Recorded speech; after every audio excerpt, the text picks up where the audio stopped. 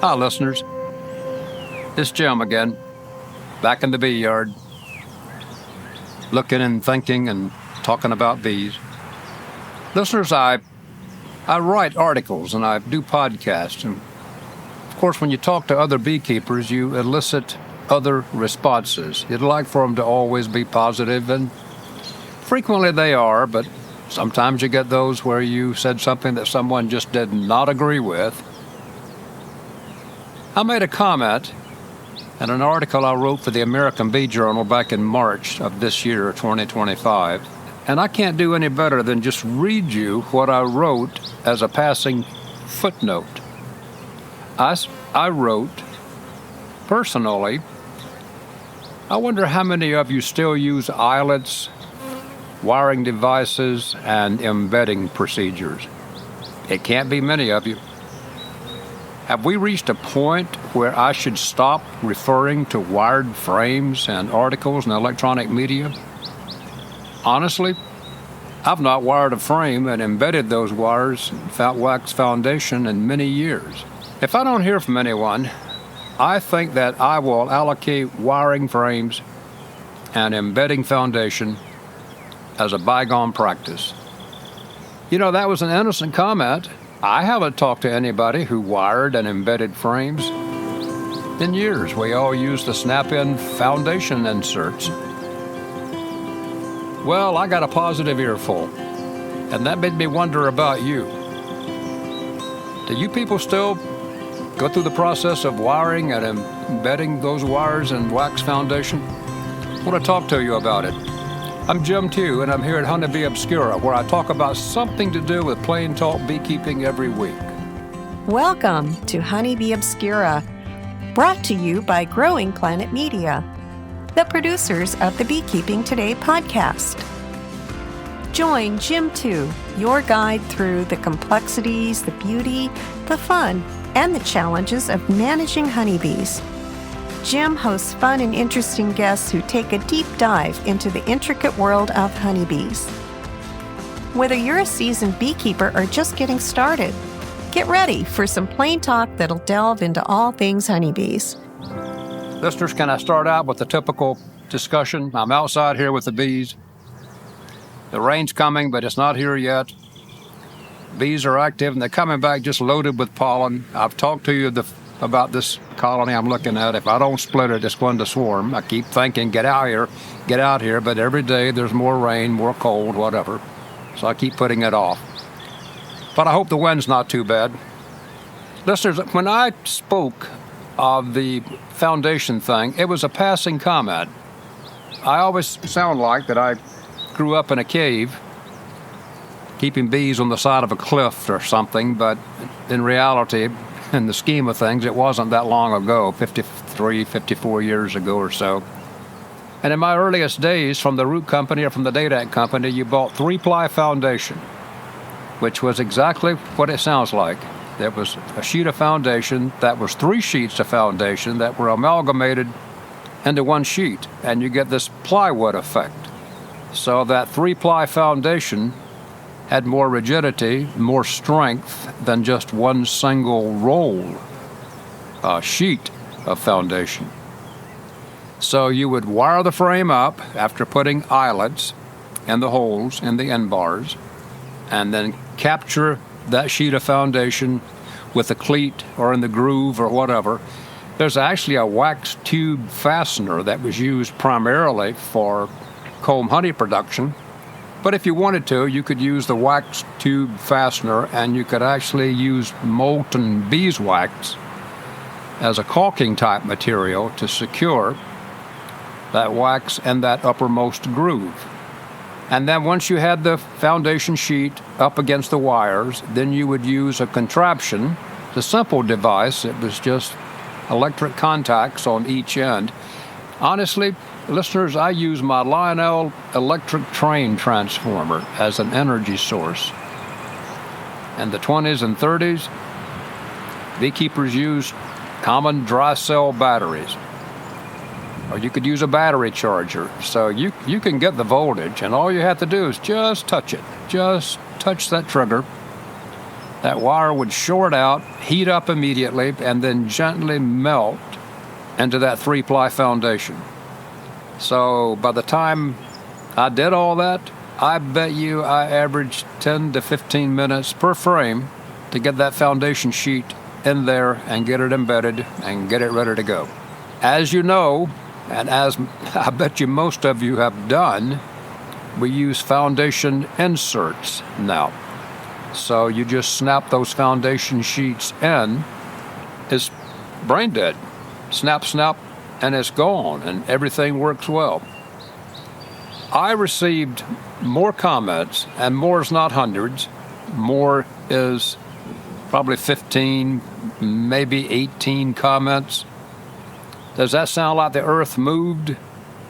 Well, normally I get no comments, or maybe one comment, and you just pray that it was not something that you said that was offensive. So every day another comment came in. Nope, I use foundation. I've used foundation forever. I would never use foundation. One read like this: Dr. Q, thank you for your report in the Bee Journal. I enjoy reading them, and I learn or remember something each time I read. I'm a third-generation beekeeper. My father and grandfather, as well as my uncle, were commercial beekeepers in the 50s, 60s, and 70s, and the early 80s. I still have about a dozen hives. I've just got finished making up 100 medium and 40 deep frames, wood wax, and wire. I don't want any of that plastic in my hives if I can possibly avoid it. Maybe some Duragel, not much more. That's just one example of the kind of responses that I got. People were serious about this wiring thing. I was relieved to hear it. Why? Because I can talk to you at length about what it was like to try to make comb honey in bee-way basswood squares, and what you had to go to fold those basswood sections and the basswood trees that are superb honey sources that had to be cut down to make those basswood boxes. 4x5 sections, plain bee-way sections, split 4.5 by 4.5 sections, they were all there. In the 20s, apparently there was even, I'm off the subject, in the 20s there was actually Pullman railroad car sections that were 1.5 inches so squared, little tiny squares. And so instead of the Smucker's jelly pack at breakfast, you got this tiny little wood square of honey. The bees just hated those things, or so I've read. I've never seen one. That technology is gone. So what we use now is various plastic devices like the clamshell packs or the rounds or whatever, but the basswood sections are mostly gone. So I was relieved in a way to find out that at least this particular management scheme from my earliest years of beekeeping has a strong component still. While you think of your stories and put your opinions together, let's hear from our sponsor here. Time to upgrade your beekeeping gear? Better Bees suits and jackets are built for comfort, safety, and durability because we know what beekeepers need. Thumb loops keep sleeves in place. An adjustable waistband gives you a secure fit. And there's plenty of pocket space for your tools or phone. Plus, whether it's a cool spring morning or the heat of summer, you'll stay comfortable with regular, partially ventilated, and fully ventilated options. Get your Better Bee suit or jacket today at betterbee.com. It's chocolate and vanilla. It's yes and no. It's up and down. It's two different techniques. When you wire the frames, you're not trying to string those wires banjo tight. In fact, some of the wiring gadgets from the 20s and 30s had clamps and braces that would put a spring, a tension, bow the end bars in and bow the bottom bar up, and then you would just wire the frame comfortably tight. And then when you release the devices that were holding this frame under tension, it would spring back and really tighten those wires up. But the intent was not to have them just so you could strum a tune. The wiring intent was just to have them tight enough to hold that comb in place so several things did not happen. Number one, on hot summer days in the deep south, those frames would not sag and distort under the weight of honey and brood.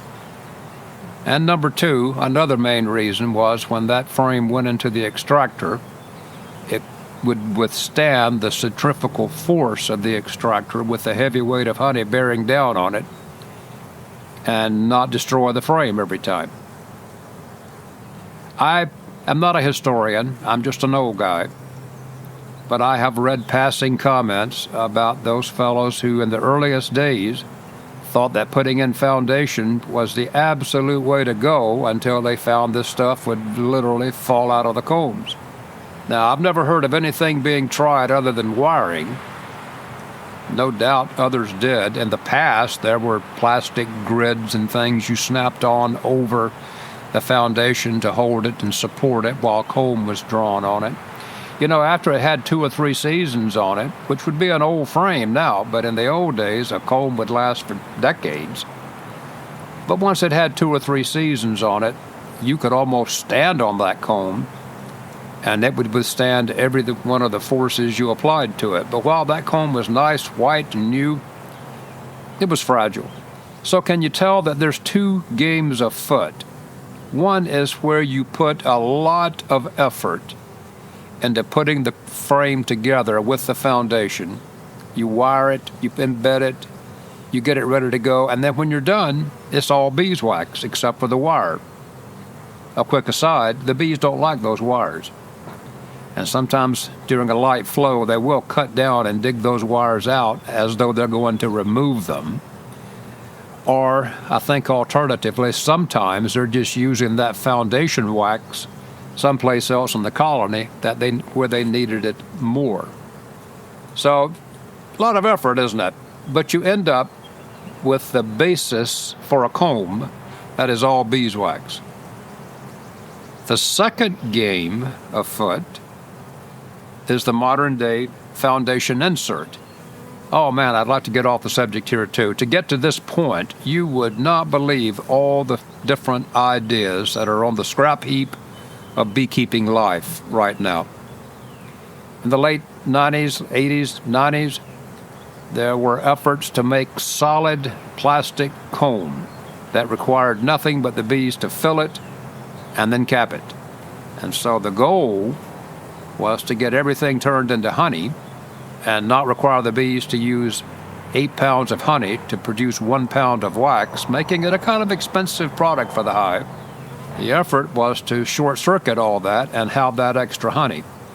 Well, of course, the bees took a really dim view of a solid plastic frame, and if you can believe this, the thing was lead heavy.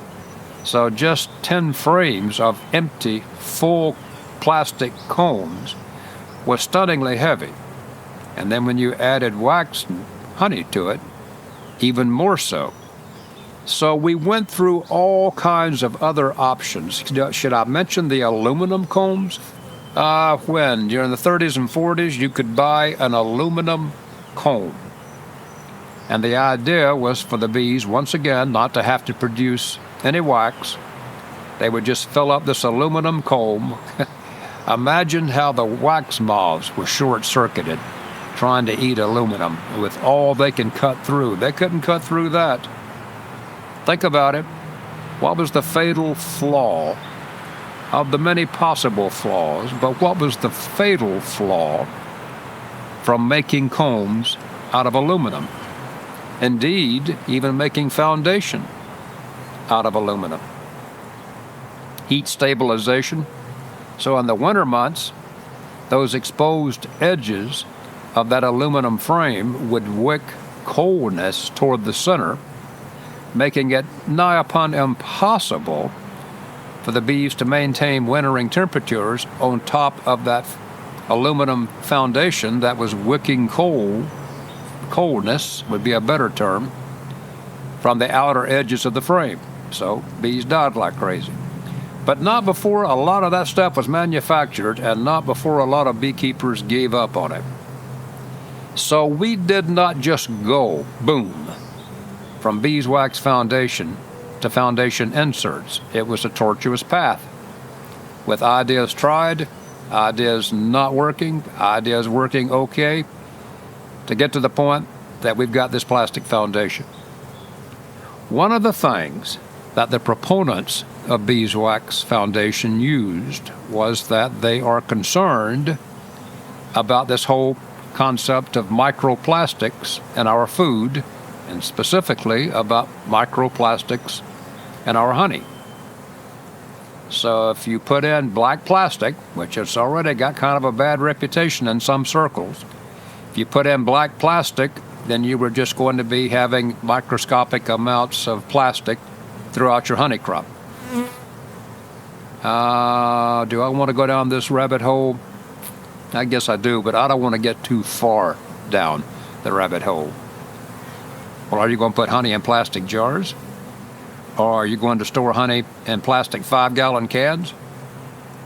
Or are you going to run your honey through piping that's made of plastic?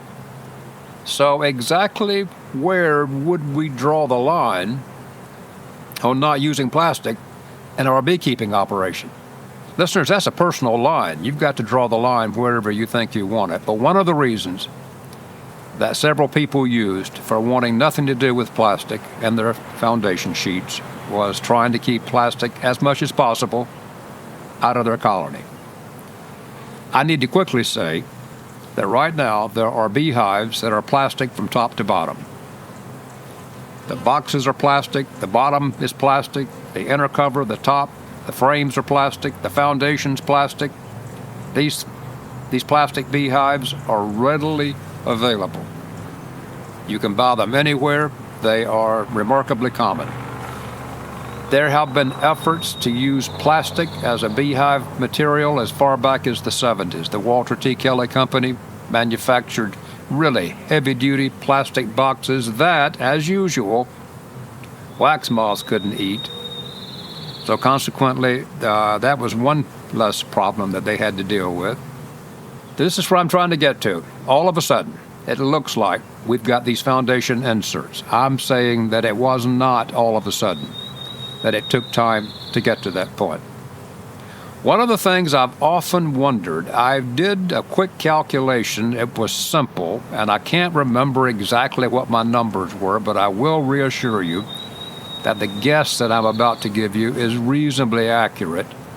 The thickness of a foundation insert is about 15 times that of the thickness of a natural comb midrib. And I wondered if it had any negative effects on the bees' wintering ability, on their behavior. I don't know if bees try to communicate through the comb. When they're doing the dance language procedure, for instance, and they're vibrating, and queens are vibrating their ventral surface of their thorax against the comb, does that heavy insert in the middle of the comb have any effect on the bees? I don't know. There was a quick study. I don't want you to hang your hat on it because I can't give you the exact citation, but there was a quick study that said, well, they couldn't tell any difference. And I would like for that to be the answer. So right now, we have two procedures. You can use the 1920 procedure, 1930s procedure of wiring the frames and installing eyelets and embedding the wires, or you can use the alternate, quote, modern procedure where everything is just snap, snap, snap. So you decide. Do you want quick and dirty, ergo plastic inserts, or do you want to go back to the old ways and use the technique that's been done, soon to be for 100 years, and all the evolution and development that went into that procedure? I said before, it's chocolate and vanilla. But I really stumbled into a hornet's nest. Not a negative. People were very polite. People were very kind. They were not ugly to me. But one person specifically said, please don't relegate this procedure to the scrap heap. We still enjoy doing it. 2 people specifically said that it was Zen-like. There it is. If you still like to wire and embed and spend the time doing it, I wouldn't mind hearing from you. I got to tell you that if you do enjoy doing it, you've got a lot of company. There are actually some famous beekeepers who still use this procedure. So if you do it, you're in good company. That's it for now. Wire if you want to. Use foundation inserts if you want to. It's your decision. Until we talk next week, I'm Jim, telling you bye.